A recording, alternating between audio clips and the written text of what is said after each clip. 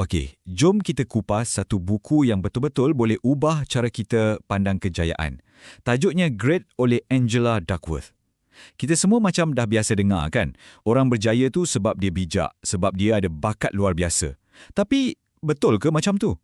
Cuba kita fikir sekejap, adakah kejayaan ni macam satu hadiah special untuk orang yang lahir-lahir je dah berbakat, yang IQ dia tinggi? Adakah kita yang rasa biasa-biasa ni tak ada peluang langsung?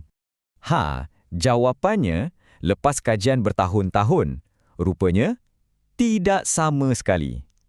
Kejayaan ni bukanlah hak milik eksklusif orang yang berbakat. Jadi, kalau bukan bakat, apa rahsia sebenar dia?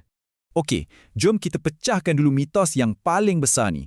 Kita kan selalunya, bila nampak orang yang hebat gila, kita automatik cakap, wah, memang dia dilahirkan berbakat. Tapi sebenarnya, tanggapan kita tu salah. Ia buat kita terlepas pandang pada satu faktor yang jauh lebih penting. Inilah dia, perangkap pemikiran yang kita semua selalu jatuh. Kita tengok atlet, usahawan, artis, kita terus simpulkan semuanya sebab bakat. Tapi, Angela Duckworth tunjukkan yang kita sebenarnya dah tengok kat tempat yang salah selama ni. Jadi apa faktor rahsia tu? Ia adalah satu benda yang dipanggil grit. Konsep ni ditemui oleh Angela Duckworth, seorang pakar psikologi dari University of Pennsylvania lepas dibuat kajian bertahun-tahun lamanya. Nah, inilah maksud grit. Ia bukan setakat kerja keras tau. Ia adalah gabungan dua benda yang sangat power.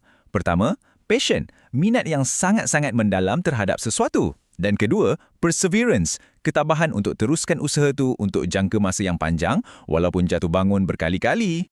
Dan ini bukan teori kosong je. Untuk buktikan benda ni, Duckworth kaji macam-macam jenis orang. Daripada kadet tentera kat West Point yang kena lalui latihan paling brutal, sampailah ke juara pertandingan mengeja, top salesman dan juga pelajar sekolah biasa.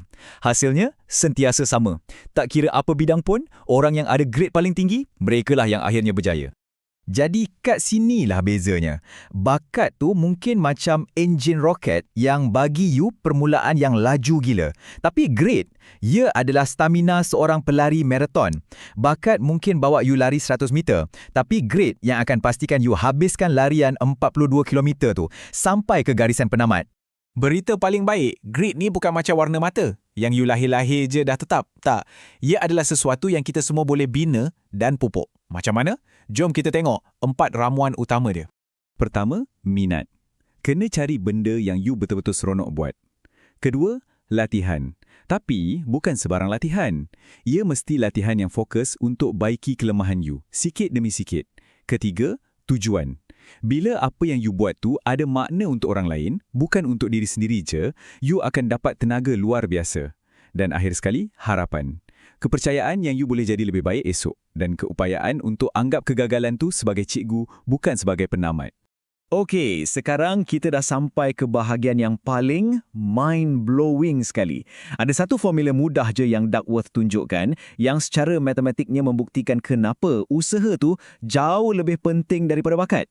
Formula pertama, bakat semula jadi you. Bila didarabkan dengan usaha, barulah ia akan jadi kemahiran.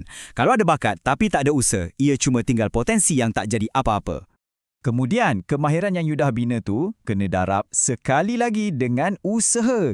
Barulah ia akan menghasilkan pencapaian. Nampak tak? Perkataan usaha tu muncul 2 kali dalam formula kejayaan ni. Jadi, inilah dia rumusan paling padu dari buku ni. Usaha dikira 2 kali ganda. Usaha bukan sahaja menukarkan bakat jadi kemahiran, ia juga menukarkan kemahiran jadi pencapaian. Sebab itulah orang yang mungkin tak berapa berbakat, tapi tak pernah berhenti usaha, akhirnya boleh potong orang yang berbakat tapi cepat give up. Baik, kita dah faham semua teori ni. Sekarang, soalan paling penting, macam mana kita nak mula amalkan benda ni dalam hidup kita? Sama ada dalam kerja, dalam bisnes, dalam apa-apa je lah yang kita buat. Ini beberapa idea praktikal. Cuba Hutting Rule. Pilih satu benda susah, contohnya macam belajar bahasa baru atau workout setiap hari dan paksa diri buat secara konsisten. Kedua, cuba committed pada satu benda tu sekurang-kurangnya setahun. Jangan lompat-lompat. You juga boleh cari grit skill kat Google untuk ukur tahap grit you sekarang. Dan lagi power, gabungkan ia dengan habit-habit kecil supaya ketabahan tu jadi automatik. Jadi, sentiasalah ingat mesej utama ni. Perlumbaan ke arah kejayaan bukanlah larian pecut untuk siapa yang paling bijak, tapi ia adalah satu maraton untuk sesiapa yang paling liat, yang paling tak nak mengalah. Sebelum kita habis, Saya nak tinggalkan anda dengan soalan ni untuk difikirkan. Apa satu benda dalam hidup anda yang anda betul-betul minat, yang anda sanggup kerjakan hari-hari untuk bertahun-tahun lamanya walaupun susah? Cuba cari jawapan tu dan mulakan langkah pertama anda hari ini.